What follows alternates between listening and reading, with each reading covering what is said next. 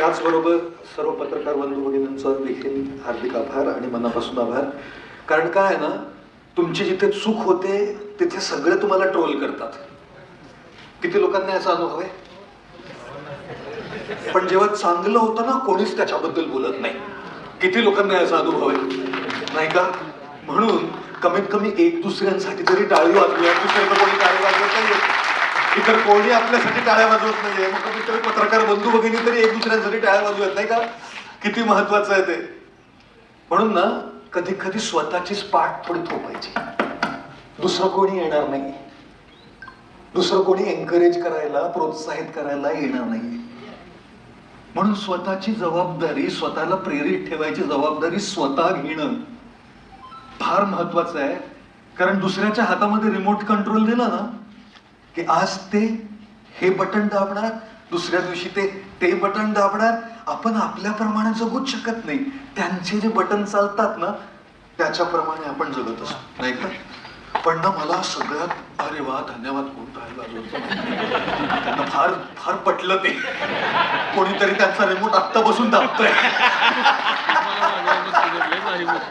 क्षमा साहेब. माहित आहे तुमचं काय? मला नेहमी मी उचकळत पडतो की भाषा कुठल्या भाषेत बोलायचं. कारण मी मराठीत तेवढंसं बोलत नाही. माझे विचार मला नेहमी मी उचकळत पडतो की भाषा कुठल्या भाषेत बोलायचं. कारण मी मराठीत तेवढंसं बोलत नाही. माझे विचार इंग्रजीमध्ये असतात, मी बोलतो इंग्रजीमध्ये, माझं सगळं कॉन्टेंट इंग्रजीमध्ये. आणि एखादा असा प्रसंग येतो जिथे मराठीत बोलावं लागतं. मग तिथे मराठीत बोलायचं म्हणजे केवढी मोठी अडचण आहे ती. कारण इंग्रजीमध्ये जर विचार करत असाल तर त्याचा शब्दशः अनुवाद करत करत ते तुम्हाला बोलावं लागतं. म्हणजे मराठीत विचार नाही, तिथे इंग्रजी, तिथे मराठी. आणि तिथे कधी कधी गडबड होऊ शकते बरं का. एका नुकत्याच लग्न झालेल्या माणसाला कोणीतरी विचारलं, या मराठी वाक्याचा इंग्रजीमध्ये अनुवाद करा. तो म्हणाला, काय बरं मराठी वाक्य काय? आयुष्यामध्ये दुःख ना नेहमी आपल्या सोबत असतं, सुख मात्र येत जात राहत. त्याने काय म्हणावं? आयुष्यात बायको नेहमी आपल्या बरोबर राहते, गर्लफ्रेंड येत जात राहते. बदलून काढलं पाहिजे त्याला. पण मी म्हटलं की बाबा अशी रिस्क घ्यायला नको. अनुवाद करता करता काही चुकलं, दुसरे कोणी समोर बसले असते ना ते विसरून जातील. पत्रकार बसलेत सगळे समोर, चूक झाली ना कुठे काही, उद्या हेडलाईन्स, जगप्रसिद्ध वक्त्याने स्वतःच्या चुकीमुळे घेतली स्वतःचीच विकेट, अशी हेडलाईन उद्या सकाळी. तर अशी रिस्क घ्यायला नको बाबा. म्हणून जितकं होऊ शकेल मराठीत बोलूया, जितकं होऊ शकेल. बघूया ना, भाषेचं महत्व नसतं, आपला संदेश समोरच्यापर्यंत पोचला पाहिजे, ते फार महत्वाचं असतं. मी खाली येऊ का? चालेल ना? नको नको, स्टेजवर कशाला, तिथे एकटे पडतो आपण. स्टेज म्हणजे एकटे पडण्याची जागा. इथे बघा किती लोक आहेत. आयुष्यातही असे एकटे पडू नका. इथे बसून एकटे पडू नका. एकटे पडलात ना, कोणी नाहीये तुमच्यासाठी तिथे. इथे या, नाती करा, मित्रता करा, स्पर्धा नको. एकमेकाला सहाय्य करू, अवघे धरू सुपंथ. मराठी पत्रकार संघाचं हे ब्रीद वाक्य असलं पाहिजे. स्पर्धा नाही, कारण तुमच्यासाठी दुसरं कोणी येणार नाहीये. एक दुसऱ्यासाठी जर आपणच स्वतः राहिलो नाही तर कसं काय चालणार ना. म्हणून तिथे ना एकटे पडतो. तुम्ही काय म्हणाला मला खाली नाही यायचं? एकटं पडलो मी तिकडे एवढं. आणि ना आयुष्यामध्ये यशप्राप्ती जी असते ना, सक्सेस, ती स्टेज सारखी असते. जितके तुम्ही वर जाता तितके एकटे पडतात. कारण कोणावर विश्वास ठेवायचा हे फार अवघड. आजच्या जगामध्ये कोणावर विश्वास ठेवायचा? कुठल्या वर्तमानपत्रावर विश्वास ठेवायचा? कुठल्या पत्रकारावर विश्वास ठेवायचा? कुठल्या टीव्ही चॅनलवर विश्वास ठेवायचा? सत्य कुठे? विश्वास ठेवायचा कोणावर हेच कळत नाही हो. आणि जितकी तुम्ही वर जाता ना, यशप्राप्ती करता, सक्सेसफुल होता, फार लोनली होतं ते, एकटे पडता. कारण सगळे फक्त तुमचा उपयोग करायला येतात, तुमच्यासाठी कोणी नसतात. मी 30 वर्षांपासून बोलतोय, कोणी एक माझ्याकडे फोटो खेचायला आलं, फोटो घ्यायला. आज सगळे सेल्फी घ्यायला येतात. मुली तर आधी गुरुजी. आणि अगदी प्रामाणिकपणे त्यांनी पाहिलेत व्हिडिओ, प्रामाणिकपणे येतात, पण ते त्यांच्या पद्धतीने म्हणतात एक सेल्फी द्या. आजकाल जमाना फार बदललाय बघा. आणि सगळे मुलं अशा त्यांचा द्वेष माझ्याप्रती, ते मागे लागतात, ते कोणी भाव देत नाही. आणि ते टकल्यांकडे मुली सेल्फी करायला.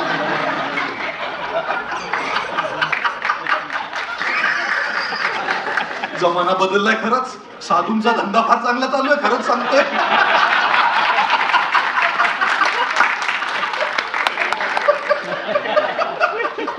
नाही का?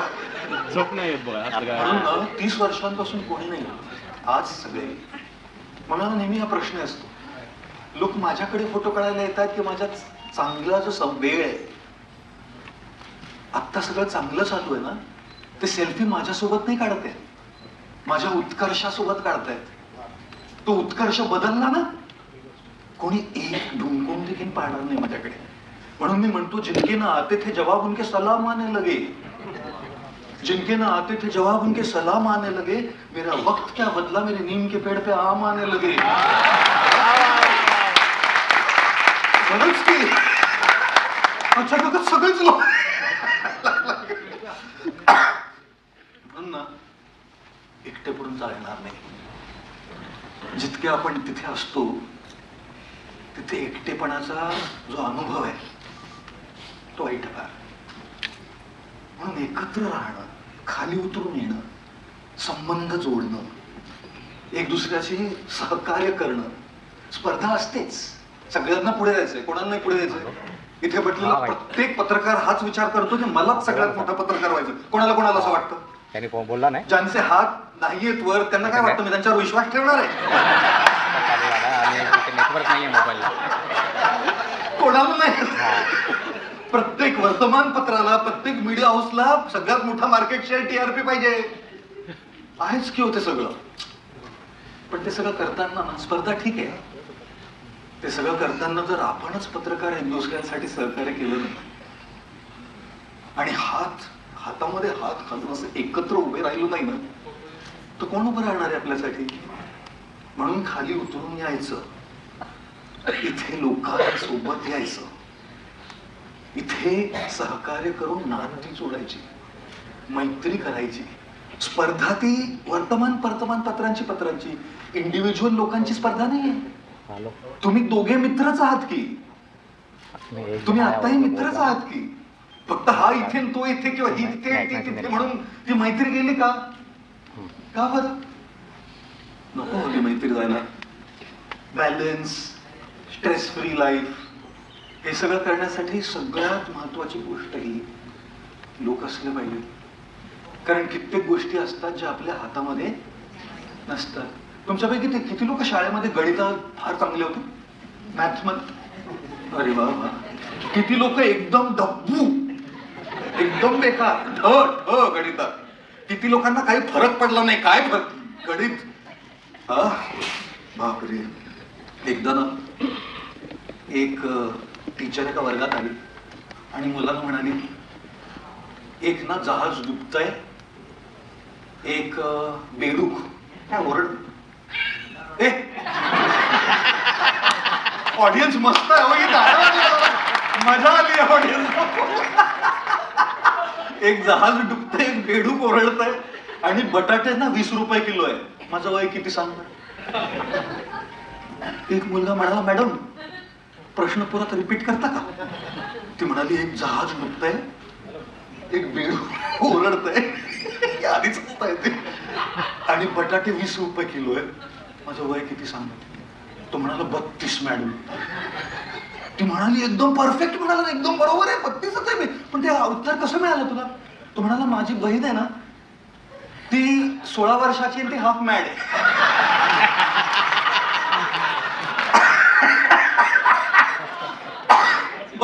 ना फुल मॅडच विचारतो. जहाज, बेडूक आणि बटाटे याचा काही संबंध आहे का वयाचा?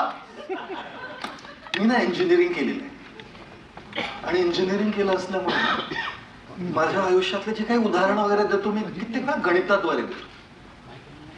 गणितामध्ये आता मराठीत होतं की नाही मला माहित नाही, इंग्रजीमध्ये पाय म्हणून असतं. पाय असतं ना, मराठीत पायच म्हणतात ना.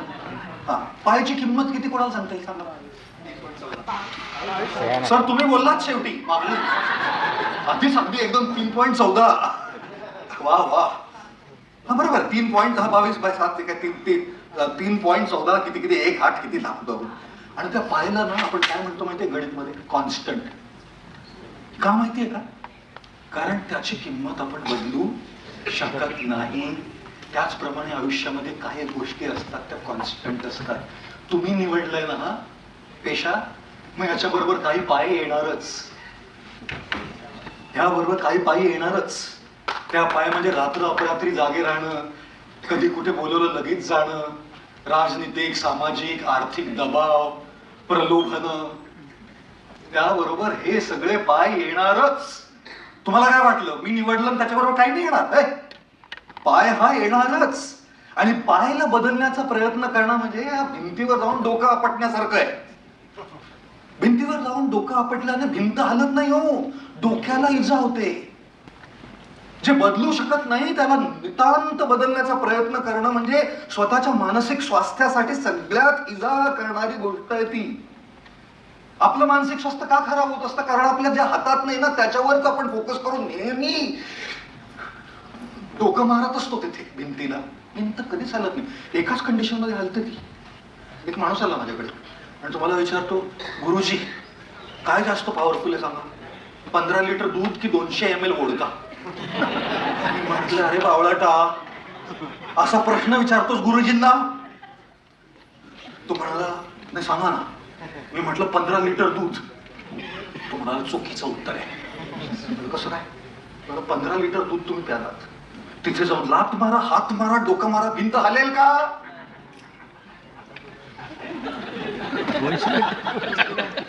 200 ml वोडका प्या आणि जिथे उभे आहात तिथेच उभे राहा, भिंत आपोआप हलायला लागेल.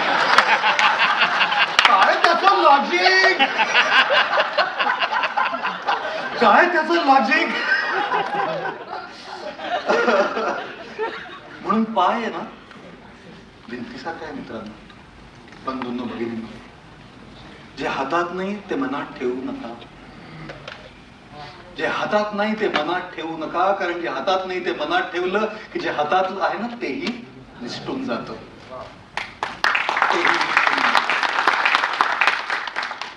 आणि म्हणूनच या इक्वेशन मध्ये एक आहे पाय. काही करू शकत नाही. डेडलाईन, कॅमेरा, रात्र अपरात्री जाणं. नवरा म्हणतो काय कशासाठी, मी आहे ना इथे, पण नाही काम आहे. बायको म्हणते मला वेळ देत नाही तू, पैसे देतो ना. लग्न काय पैशांसाठी केलंय? तुमच्यासाठी केलं. आणि तुम्हीच तिकडे.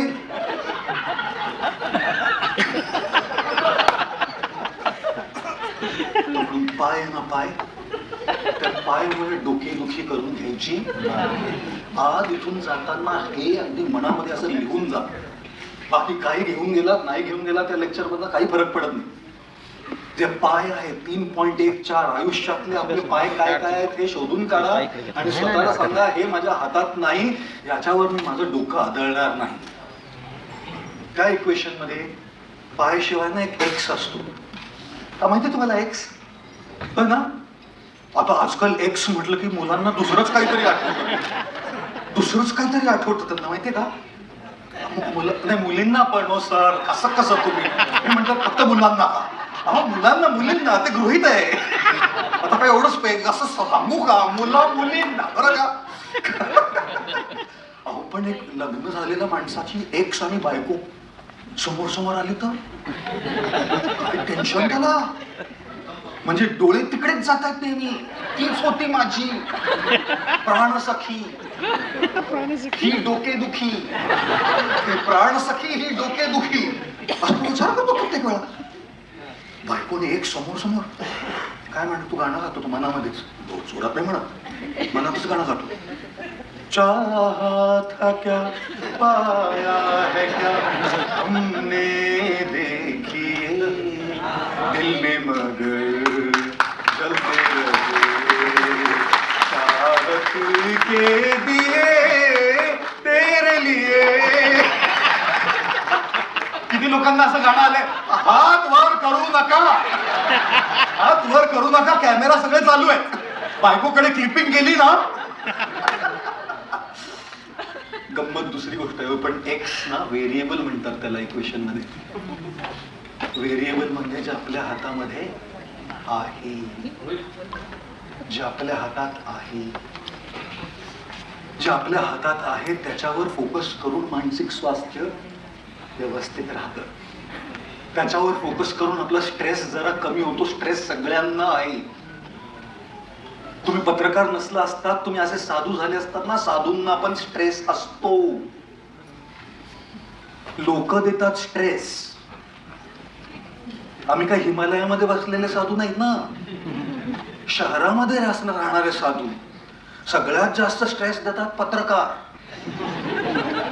अचानक येतात, त्या इलेक्शन मध्ये कोण जिंकणार आहे सांगा. अरे मी कसा सांगू, मी कसा सांगणार. मी काय नेता आहे, मी काय अॅनालिस्ट आहे, मी काय कोण तो प्रशांत किशोर कोण किशोर इलेक्शन अॅनालिस्ट कोण किशोर ना प्रशांत. मी काय प्रशांत किशोर आहे. आता तर पार्टी झाली त्याची, पण आधी तर अॅनालिसिस करायचा ना इलेक्शनचा. मी कसं सांगणार हो. पत्रकार बंधूंना बघून थोडं मराठीत तरी प्रश्न विचारा, पण असे प्रश्न ज्याचा का मला काही अंदाजच नाही, काय उत्तर देणार मी, नाही का. अरे बापरे, काय करणार, सगळ्यांच्या आयुष्यामध्ये आहे ना काही ना काही, नाही का. म्हणून पायवर फोकस करण्याऐवजी फोकस करा. सगळं म्हणतात गुरुजींनीच सांगितलंय, बरोबर ना भारती मॅडम. गुरुजींनीच सांगितलंय, ऐकावंच लागेल. गुरुजींनी सांगितलं एक्स वर फोकस करा. तो एक्स काय आहे नाही का, तो एक्स काय आहे. आपल्या पत्रकारितेमध्ये तो सत्यनिष्ठता आहे. ती आपण ना सगळे कठपुतली होऊन बसलोय. तो पत्रकारिता राहिलेलीच नाहीये. म्हणून म्हटलं ना सुरुवातीला, सत्य कोणाचं आहे मला माहितच नाही. तुम्ही जेव्हा सुरू केलं याच्यासाठी सुरू केली होतं का तुमचा प्रवास. पत्रकारितेमध्ये जेव्हा तुम्ही आलात, तुम्ही याच्यासाठी प्रवास सुरू केला होता की कोणाच्या तरी हातामध्ये कठपुतली बसून जसं ते सांगतील तसं लिहायचं, सत्य लिहायची गरज नाहीये. याच्यासाठी आलो का आपण. नाही. मग आपल्याला स्वतःला हा प्रश्न विचारायची गरज नाहीये का. आपण ना पैसे मिळतात, आपल्याला जरा प्रसिद्धी मिळते, आपल्याला प्रमोशन मिळतात, आपल्याला सिनियर पद मिळतं, आणि त्याच्यामध्ये आपण इतके गुंतून जातो की आपण हा प्रवास सुरुवात कशासाठी केली हेच विसरून जातो. I am kind of started की हे सगळं येताना आपण कशासाठी हे केलं. मी पत्रकार झालो सत्य बोलण्यासाठी. निरपेक्ष सत्य, सापेक्ष सत्य नव्हे, निरपेक्ष सत्य बोलण्यासाठी मी पत्रकारितेमध्ये आलो होतो. कुठलाही पूर्वग्रह न ठेवता. तुम्ही वामपंथी असाल किंवा दक्षिणपंथी असाल, तुम्ही आस्तिक असाल किंवा नास्तिक असाल, तुम्ही ह्या पार्टीचे असाल किंवा त्या पार्टीचे असाल, तुम्ही श्रीमंत असाल किंवा गरीब असाल, तुमचे गुरु हे असतील किंवा तुमचे कोणी गुरु नसतील, एकदा त्या हुद्द्यावर बसलात की हे सगळे पूर्वग्रह गटारीत जायला पाहिजेत. हे सगळे पूर्वग्रह गटारीत गेले पाहिजेत. कारण पूर्वग्रहाने लिहिलेले तुमचे सगळे वृत्त आणि न्यूज ते पूर्वग्रहित आहेत, सगळे बायस्ड आहेत, सगळे party biased, religion biased, atheism biased, guru biased, सगळे बायस्ड. मी वाचतो, म्हणतो हे काय आहे, काय झालं या देशाला, काय झालं या लोकांना, का सत्य बोलत नाही हे लोक. आणि मग उत्तर मिळतं, मलाच माझं उत्तर मिळतं. ऐका ना, उत्तर ऐकायला मलाच माझं उत्तर मिळतं मित्रांनो. आणि ते उत्तर म्हणजे इंग्रजीमध्ये आपण त्याला रिअल वर्ल्ड म्हणतो.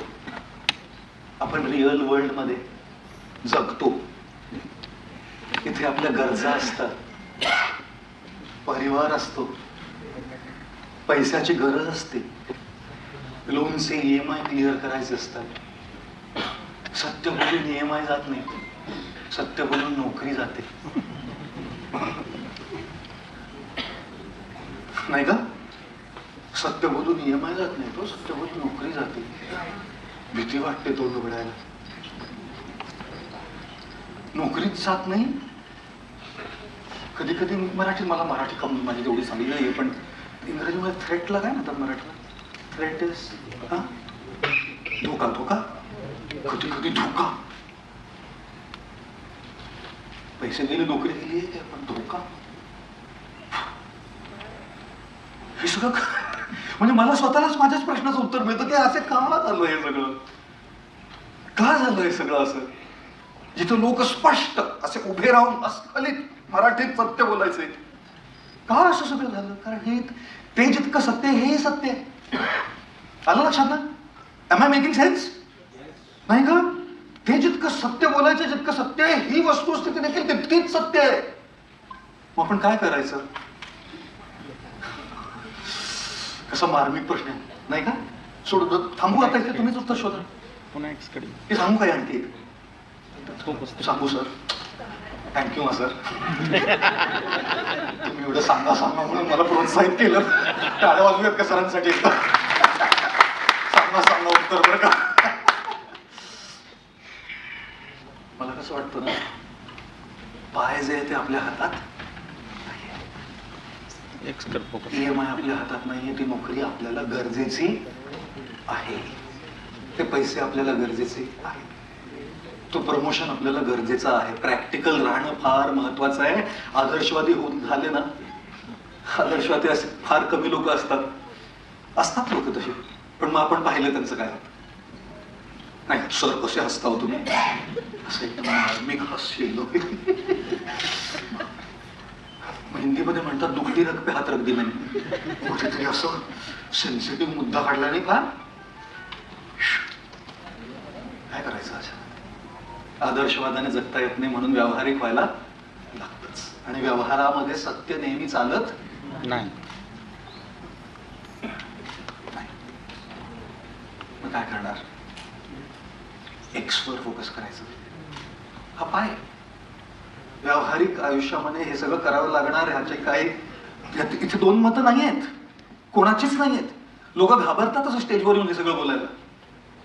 का घाबरायचो? तुमची आयुष्य आहे ती, आणि तुमच्याशी रेलेव्हंट आपण जर बोललो नाही तर किती भाषणं देऊन गेलं तर त्याचा उपयोग काय आपल्या आयुष्याला? म्हणून हा जो एक्स आहे ना, त्याच्यासाठी एक गोष्ट सांगतो. आणि इथेच माझ्या 4 शब्दांना, 4 नाही फार जास्त झाले, मला माहित नाही 4 शब्द कुठून आले मराठीत. 4 शब्द म्हणतात आणि 4000 बोलून जातात. मी 4 लाख बोलतो. 4 शब्द, माझ्या 4 शब्दांना विराम देतो मी. एक गोष्ट सांगतो. एक गृहस्थ होते, वयस्कर होते, एक 70चे. मुलगा अमेरिकेला होता, पैसे होते चांगले, म्हणून त्याने एक नवीन घर विकत घेतलं. एकदम पॉश एरियामध्ये, एकदम शांत जागा, अशी छान बंगला, एकदम शांती सगळीकडे. म्हटलं ही इथे जाऊन राहायचं म्हणजे छान आहे ना. रिटायर्ड लाईफ म्हणजे असं शांत जगायचं, बायको नाही, कोणी, एकटेच ते. नवीन घरामध्ये गृहप्रवेश केला, सामान तिथे अजून राहायला आले. दुसऱ्या दिवशी सकाळी उठले, इतका आवाज.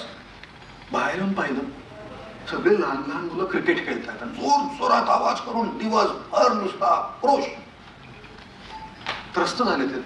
शेजाऱ्यांना विचारलं, असं रोजचं आहे काय? रोजचं, दिवस रात्र. पुढच्या दिवशी सगळ्या मुलांना घरी बोलवलं, सगळ्यांना लिंबू सरबत करून दिलं आणि म्हणाले सर्वात प्रथम ना मला मुलं फार आवडतात. दुसरी गोष्ट मला क्रिकेट खेळणारी मुलं फार आवडतात. तिसरी गोष्ट मला दिवसभर क्रिकेट खेळणारी मुलं तर फारच आवडतात. म्हणून ना तुम्ही दररोज येऊन माझ्या घरासमोर क्रिकेट खेळा. जितका आवाज करायचा, गोंधळ करायचा करा, मला आवडतं ते. आणि एवढंच नाही, तुमच्या प्रत्येकाला मी दररोज 100 रुपये देईन क्रिकेट खेळण्यासाठी. मुलं म्हणाली, अरे वा, क्रिकेटचा क्रिकेट, गोंधळचा गोंधळ, मजाची मजा आणि पैसे पण. येऊन रोज क्रिकेट खेळायला लागले. 100 रुपये रोज त्यांना द्यायला लागले ते. 2 आठवड्यानंतर बोलवलं त्यांनी सगळ्या मुलांना. मुलाने ना पैसे या महिन्याचे पाठवले नाहीयेत, म्हणून 100 आत्ता देऊ नाही शकत तुम्हाला, तर 50 देतो आणि शिल्लक जे आहेत ना जसे पैसे आले की तुम्हाला शिल्लक सगळे क्लिअर करेन तुमचे. मग 50च दिले. तर असं 2 आठवडे गेले. पुन्हा बोलू लागलो ना, आता काय आहे, पैसे अजूनही आले नाहीत आणि आता घरचा सगळा खर्च आहे मला, आता काय पैसे देणं आत्ता जरा अवघड आहे. पैसे आल्या सगळे पैसे दिले, पण आजपासून काही पैसे देऊ. मुलं म्हणाले, हे आम्ही नाही खेळत क्रिकेट, जा आम्ही पैसे नाही देत, आम्ही नाही खेळणार क्रिकेट. सगळी मुलं गेली. दुसऱ्या दिवसापासून शांती. काका रॉक्स, मुलं शॉक. एक सांगू का, त्यांना हेच लक्षात आलं नाही की ते क्रिकेट खेळायला त्यांनी सुरुवात का केली होती. खेळण्यासाठी, पैशांसाठी नव्हे. पैसे महत्वाचे होते, पण जेव्हा खेळ विसरले गेलं सगळं तिथेच. हो, म्हणूनच खेळ विसरू नका. तो तुमचा एक्स आहे. जिथे बोलता येईल तिथे बोला. जिथे शक्य आहे तिथे आवाज उठवा. जिथे तुमच्या जॉबवर प्रश्न उठणार नाही तिथे बोला. जितकं शक्य असेल यथाशक्ती तितकं तरी करा ना. तो आहे आपला एक्स, आपला वैभव सूर्यवंशी. कसा वाटला वैभव? सूर्यवंशी जोरदार टाळ्या पाहिजे तो. आता काय एवढ्या घालू काय? वैभव सूर्यवंशी वैभव सूर्यवंशीला इंटरव्यू मध्ये विचारलं कोणीतरी की इतने बड़े बड़े बॉलर आपके सामने आ रहे वैभव. कुठले बॉलर ते वेटरन बॉलर सगळे तुझे बॉलिंग करतायत आणि तू एक एक नॉनस्टॉप छक्के चौके, कैसा है वैभव? वैभव म्हणाला, मैं बॉलर को नहीं खेलता, मैं बॉल को खेलता हूं. बॉलर दिसला की ती भीती वाटणारच. बॉल दिसला छक्के चौके. कधी कधी त्या बॉलर्स कडे लक्ष देऊ नका. जितकं बॉलर्स कडे लक्ष द्याल तितकी भीती वाटेल, तितकं धोका वाटेल. कधी कधी बॉल खेळा, सत्य खेळा, बोला सत्य. कारण देशाला सत्याची गरज आहे, तुमच्या पूर्वग्रहाची नाही. आणि म्हणूनच आपल्या स्ट्रेस मध्ये ना पायावर लक्ष देण्याऐवजी एक्सवर लक्ष द्या आणि जितकं होऊ शकेल तितकं करा. लक्षात ठेवा, टीव्ही चॅनल्सच्या बातम्यांच्या मागे, वर्तमानपत्राच्या लेखांच्या मागे, सगळं पत्रकारिता आणि रिपोर्टर्सच्या मागे एक माणूस आहे. तो माणूस ज्याच्या भावना आहेत, तो माणूस ज्याचा एक परिवार आहे, तो माणूस ज्याचे लोन आहेत, तो माणूस ज्याचे EMI आहेत, तो माणूस ज्याची मुलं आहेत, तो माणूस ज्याची भावनात्मक गरजा आहेत, तो माणूस ज्याचं मानसिक स्वास्थ्य बिघडलेलं आहे, तो माणूस ज्याला भीती वाटते. एक माणूस आहे, तिथे कॅमेरा समोर असला की असं गरजून बोलतो आपण, नाही का? लिहिताना जगप्रसिद्ध वक्त्याने स्वतःच्या चुकीने घेतली स्वतःची विकेट. लिहितो असं जोरदार, पण त्या वाक्यामागची जी भीती आहे ती दिसते. ज्यांना दिसते त्यांना दिसते. म्हणून मदत घ्यायला घाबरू नका. एक दुसऱ्यांना मदत करायला पुढे या. का? कारण एक दुसऱ्याशिवाय आपण काही नाही. आणि त्याच्यासाठी आहे हा मराठी पत्रकार संघ. एक फार फार आभार. पुन्हा एकदा मराठी पत्रकार संघाचे आभार. आपण सगळ्या पत्रकार बंधूंना आणि भगिनींना माझे मनापासून आभार. तुमचं असंच चांगलं काम चालू ठेवा. पायवर लक्ष देऊ नका. एक्सवर जितकं होऊ शकेल तितकं लक्ष द्या. आयुष्य सुरळीत तर चालणार नाही, कोणाचंच चालत नाही. जितकं शक्य आहे तितकं सुरळीत